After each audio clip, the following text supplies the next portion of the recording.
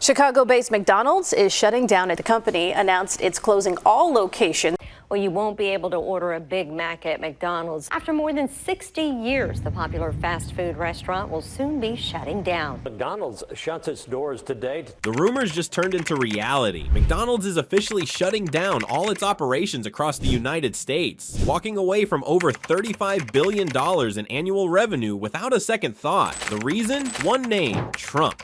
His aggressive tariff policies have pushed the company to the brink, making it nearly impossible for the average American to afford a Big Mac on their late-night shift. For the past 3 months, McDonald's has been silently absorbing the cost of skyrocketing oil, beef, and equipment prices until the numbers simply stopped working. Imagine paying 3 times more for tomatoes in the US than what the company sources them for in Canada. And now you're probably asking, how did it all collapse overnight? How did a global giant fail in its own home turf? So put me in your algorithm by subscribing so I can break this down for you. Not just today, but every day, because these burning questions aren't going to answer themselves. So McDonald's just dropped a shocking statement at 4 a.m. announcing the immediate shutdown of all 13,417 of its US locations. That wasn't a typo. Every single McDonald's in America gone overnight. You're probably wondering how that's even possible. How does the most recognizable fast food chain in the country pull the plug before sunrise? Newsrooms were still closed, morning shifts hadn't even clocked in, and yet 780,000 employees were already out of a job. The company called it operational restructuring, but there was no mention of phasing, transition, or even basic recovery. McDonald's just disappeared like someone flipped a nationwide switch. And then came the videos, because what they captured confirmed that this wasn't some corporate restructuring. It was something much worse. The internet exploded. Store managers were in tears as they taped "closed until further notice" signs onto the doors they'd unlocked every day for years. Trucks rolled into local franchises like cleanup crews after a disaster, stripping McDelivery logos off walls and clearing out registers in real time. But what unfolded on Wall Street that morning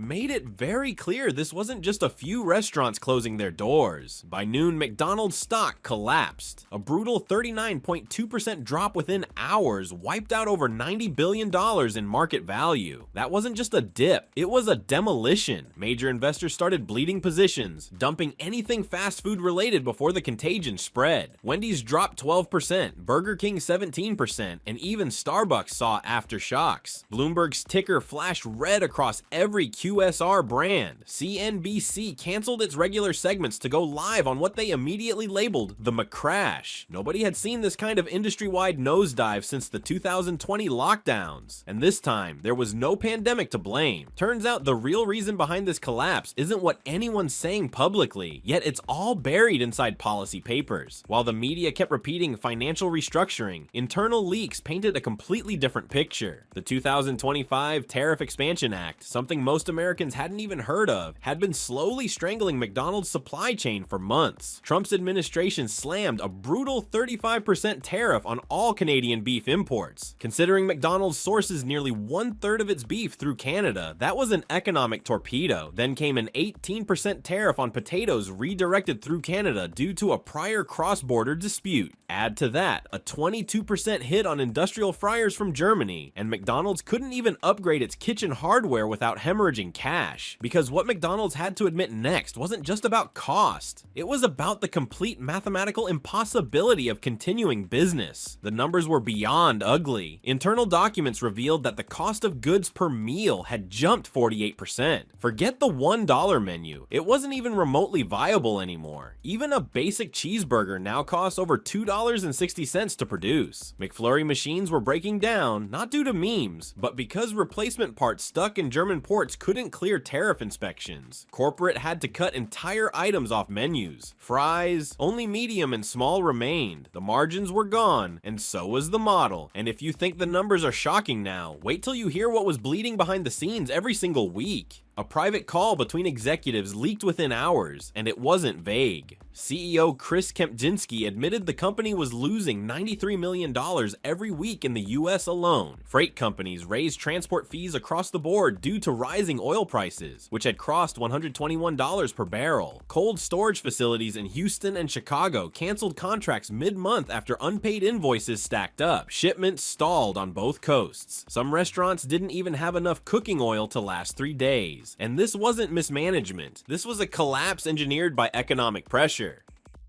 But none of that compares to what they revealed next, the detail that proves McDonald's wasn't ever truly American to begin with. The myth that McDonald's was a homegrown machine serving all-American meals fell apart the moment internal sourcing reports leaked. Over 68% of the company's essential materials, ingredients, machinery, and software came from overseas. Fryers, Germany, sauces, India, and Southeast Asia. Ketchup, tomato concentrate from India. Automation software for kiosks, developed in Taiwan. Even packaging components were being imported from South America. McDonald's may have built its brand on Main Street, USA, but its skeleton was global. Once the tariffs cracked that skeleton, the entire system shattered. And once that truth came out, there was no turning back. McDonald's wasn't taken down by competition or consumer trends. It was taken down by basic ingredients becoming unaffordable. The moment US oil prices hit $121 a barrel after New Gulf sanctions, everything from frozen patty shipping to ketchup bottle distribution collapsed under the weight of fuel costs. Internal financial reports revealed a 62% spike in logistics costs, with refrigerated trucks charging nearly double for cross-country delivery. Franchisees couldn't keep the kitchens running when the transportation cost of buns was higher than the buns themselves. By the time most people realized what was happening, the cost of keeping one McDonald's store functional had tripled, and just when it seemed like fuel was the villain, something far more ridiculous broke the system from inside the sauce station. India's abrupt export ban on tomato concentrate sent McDonald's sauce production into a tailspin. The global supply chain that delivered Big Mac sauce, ketchup packets, and dipping condiments dried up in less than 10 days. Stores in the South stopped offering ketchup entirely. Franchisees received emergency instruction to ration dipping sauces and warn customers. For a company that had survived wars and recessions, it couldn't survive missing ketchup. But even that wasn't the most humiliating change, because the fries were next. French fry rationing quietly began in Q2, long before the closures were official. A leaked memo from the Midwest regional team stated that all locations must drop the large fry option immediately. Managers were instructed to serve only medium and small portions, not because of pricing, but because inventory wouldn't last the month. Potatoes weren't arriving, fryer oil couldn't be sourced fast enough, and warehouses were stuck in customs limbo. A customer in Texas posted a receipt showing fries substituted with apple slices, and the video hit 10 million views by midnight. The humiliation didn't end at the counter. What franchise owners had to resort to next is the kind of thing corporate would never put in writing. With suppliers walking away and bulk contracts failing, franchisees in states like Texas and Ohio were forced to do the unthinkable. They started ordering burger buns, cheese slices, and pickles off Amazon. One manager claimed her franchise spent $17 for a 24-pack of burger patties that normally cost under $4 wholesale. There was no centralized coordination anymore. Owners used credit cards, PayPal, and even their personal Amazon Prime accounts to try to keep inventory alive one day at a time. The desperation wasn't hidden, it was viral. And the moment McDonald's hit the floor, the rest of the fast food economy began bleeding behind it. Wendy's fell by 14% in just 3 days, even though they issued public statements saying operations were unaffected. Taco Bell dropped by 17%, and Starbucks slipped 9% despite no supply ties to beef or fryer oil. It wasn't about ingredients, it was investor panic. Traders saw McDonald's collapse and started pulling capital from the entire QSR sector like it was radioactive. Food delivery apps issued warnings about potential menu disruptions and unexpected outages, confirming to everyone that the situation was spreading fast. But even that sell-off wasn't the peak. What happened on the NASDAQ next confirmed this wasn't just one company falling apart. The NASDAQ Food Index plummeted 11.3% in a single trading day, the sharpest fall since the 2020 lockdown announcement.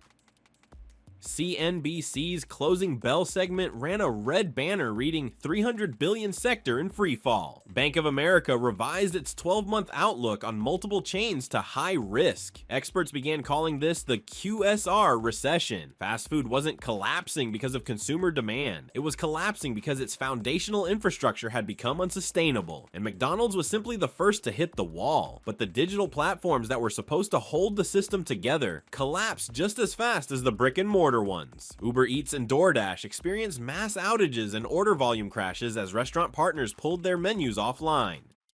National delivery availability for fast food shrank by 32% in under 2 weeks. Users flooded Reddit and TikTok with screenshots of McDonald's, Wendy's, and Burger King pages labeled temporarily unavailable. Drivers reported earnings dropping by over 40% due to rejected orders, and ghost kitchens vanishing overnight. The platforms weren't designed to survive a simultaneous collapse of every major chain, and what's coming next will hit harder than any order outage or stock drop, because the industry isn't just losing cash, it's about to lose people. Projections now show that over 950,000 workers across the US fast food sector are at immediate risk of job loss if the dominoes keep falling. Small chains that depended on McDonald's traffic are reporting footfall drops of up to 60%. Payroll freezes have already started in major cities, and hiring portals for food service jobs are down 70% compared to the previous quarter. This isn't a cycle, this is collapse, and no one's offering a bailout for burgers. By the time corporate went silent, franchisees were already preparing for war. Over 3,000 US McDonald's operators filed a class action lawsuit against the company, claiming they were given no notice, no negotiation, and no time to prepare for what turned out to be mass economic suicide. Many of these franchisees had invested decades into their stores, financed properties, paid franchise fees in 6 figures, and woke up bankrupt. Some of them still had loans tied to corporate guarantees that vanished the moment HQ pulled the plug. The lawsuit's central argument is brutal. McDonald's didn't fail, it fled. But once the court filings surfaced, so did something else. Something even more revealing than the legal battle. Internal emails leaked from McDonald's global headquarters confirmed what many had suspected but couldn't prove. Executives were trying to quietly offload US assets to Middle Eastern investment groups as early as Q1 of this year. These discussions weren't exploratory, they were active. The emails show pitch decks, asset listings, and internal strategy slides titled International Redeployment Plan. Franchisees were never informed. These weren't exit strategies, they were escape plans, and they started long before the public collapse. But selling assets was only one side of the betrayal. The other was what they did with the tech that was supposed to save them. A recent internal audit revealed the company suffered a $1.2 billion loss directly tied to its unregulated automation rollout. AI ordering kiosks had failed in 62% of test locations. Some stores saw transaction duplication, incorrect orders, and total system crashes during lunch rushes. Customers were charged twice, receipts printed blank, and automated fry stations burned batches during calibration errors. Instead of investing in fixing the problems, McDonald's pushed for full rollout, hoping the headlines about next-gen dining would buy time. It didn't. It destroyed trust at every level, but the most damning part wasn't technological failure. It was the leadership mindset behind it. Former executives began coming forward with a unified accusation. The board prioritized optics over operations. One former COO stated that ESG milestones, climate certifications, and investor-friendly buzzwords mattered more than functioning systems. Another executive claimed resources were reallocated from store maintenance to brand image campaigns. Internally, sustainability checklists were tracked with more urgency than equipment downtime or worker turnover. The leadership didn't run the company, they ran a fantasy, and the price for it was paid by the franchisees they left behind. But while one empire crumbled, another began forming, this time without any golden arches. In the days following the shutdown, Chick-fil-A, Five Guys, and In-N-Out each announced nationwide hiring expansions targeting displaced McDonald's employees. Chick-fil-A said it would onboard over 40,000 new workers in Q3. Five Guys released a video tour of its new East Coast production facility with job postings embedded directly into the content. In-N-Out launched a California to Texas franchising program program 3 years ahead of schedule. These weren't symbolic gestures, they were takeover blueprints. McDonald's hadn't just made room, it had surrendered the throne. But the real shock wasn't the rise of old competitors, it was the creation of entirely new ones. Two emerging fast food startups, CleanBite and Real Meat USA, exploded in investor attention within weeks. Their pitch: 100% American-sourced supply chains, direct from farm ingredients, and no international logistics dependencies. CleanBite signed its first 50 locations in record time. Real Meat USA announced it had locked in over $40 million in seed funding and secured domestic beef supply deals from Midwest ranchers.